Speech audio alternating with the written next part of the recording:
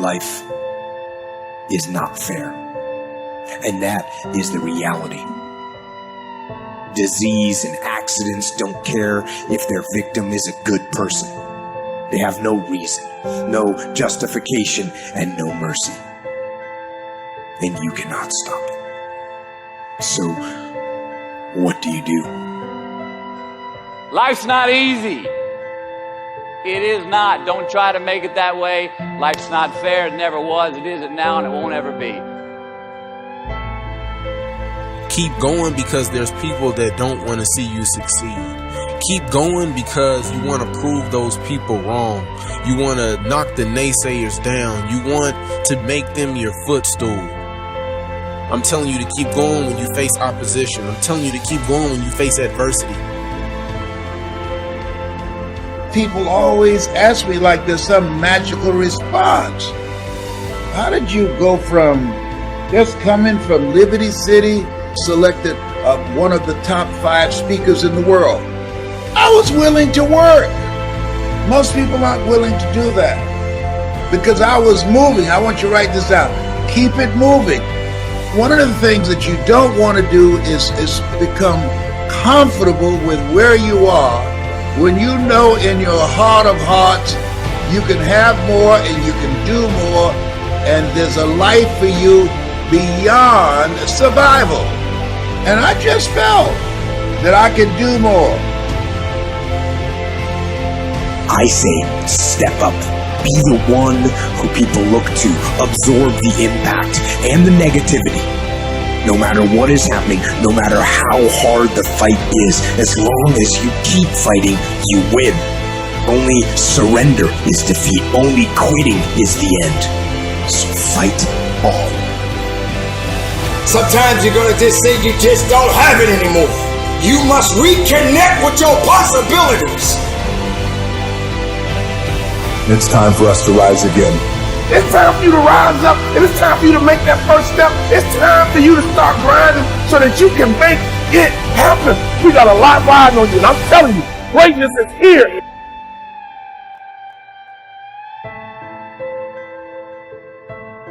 You can be and do whatever you want, and nobody can stop you. Nobody can stop you but you.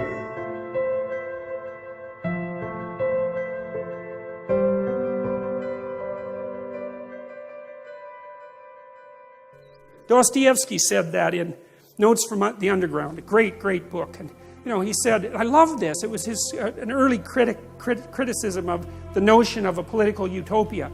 He said, look, if you gave people everything they wanted, they had nothing to eat but cake, and nothing to do but sit in warm pools and busy themselves with the continuation of the species. That was his lines. That the first thing they would do, well, maybe after the first week, was like go kind of half insane and smash everything up just so that something that they didn't expect would happen, so that they'd have something interesting to do.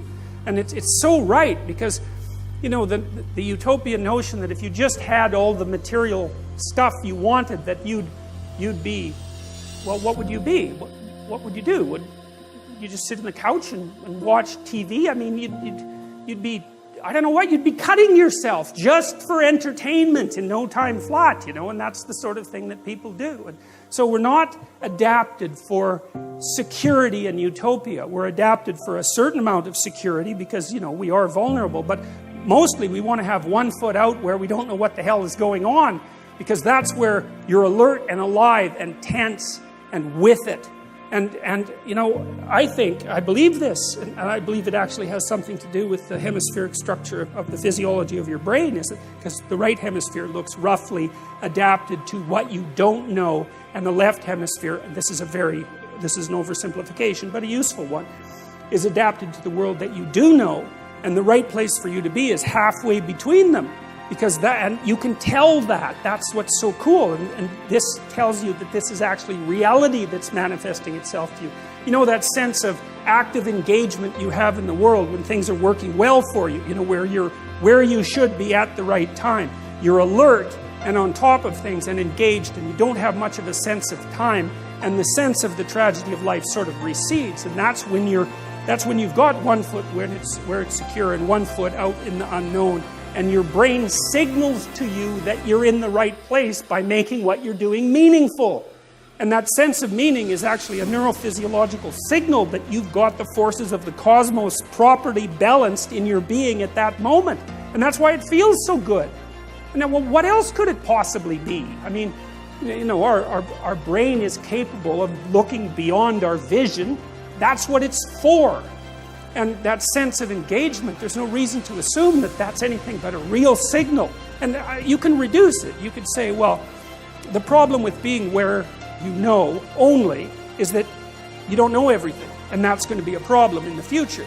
And the problem with being where you know nothing is, that's just too much, man. Like, you know, you go into panic mode and because anything can happen there and you can't handle it. So you got to mediate between those two things. You want to be secure enough so that your physiology isn't revving out of control, and you want to be out there in the unknown enough so that you keep updating yourself constantly. And that's the place where information flow is maximized.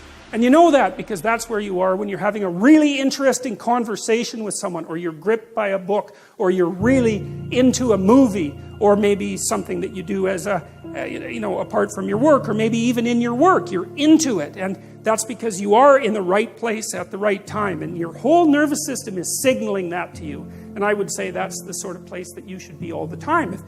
Of course, you can't be because no one's perfect, but that's the recreation of paradise on earth. It's something like it because you are in the right place at the right time when that is happening.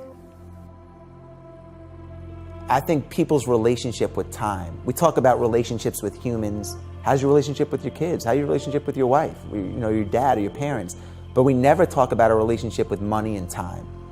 And your relationship with time is such a key component of your life because when you get caught in a routine, time goes so quickly.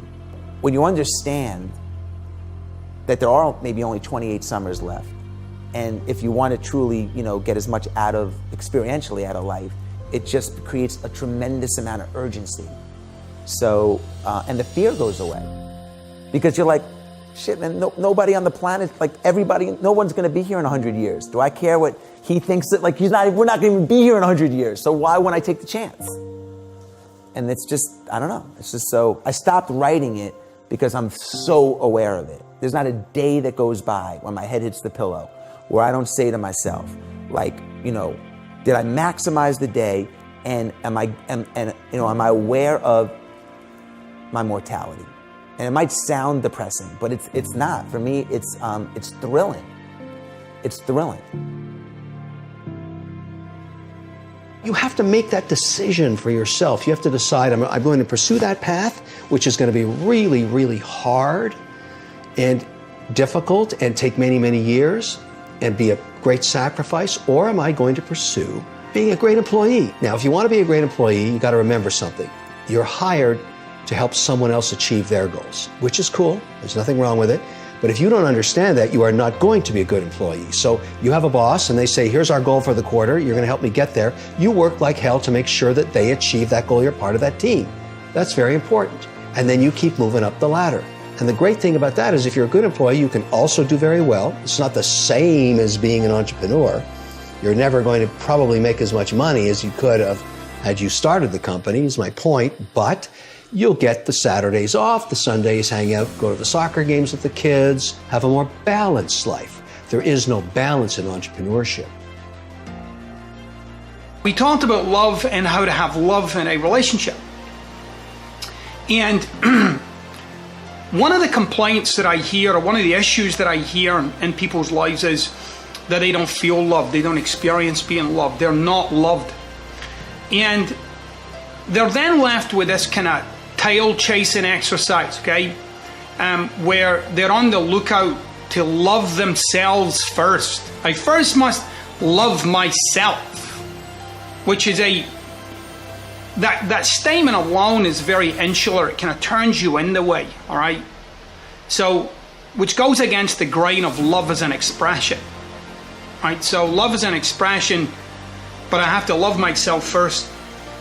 It doesn't quite add up, and you got to check this out for yourself, okay?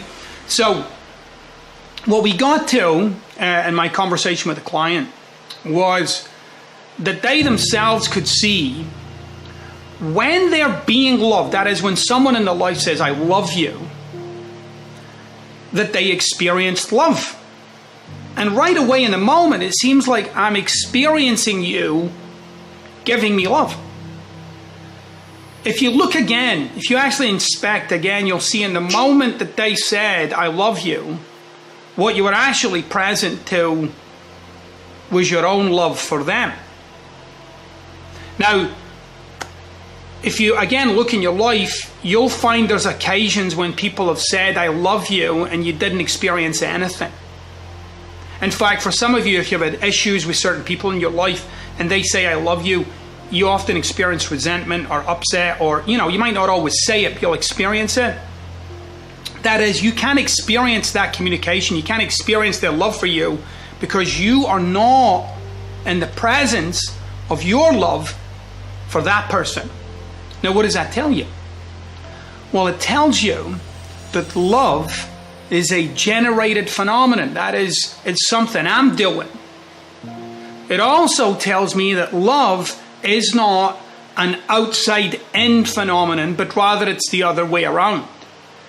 It's inside out. That is, I have to be in the presence of my love for you to receive your love. So, I want you to try it out this week. I want you to try out for yourself being in the presence of, that is, getting yourself connected to your love for people, the people in your life. And especially in those moments when they say, I love you. I want you to be present to it, like be there in the moment with it.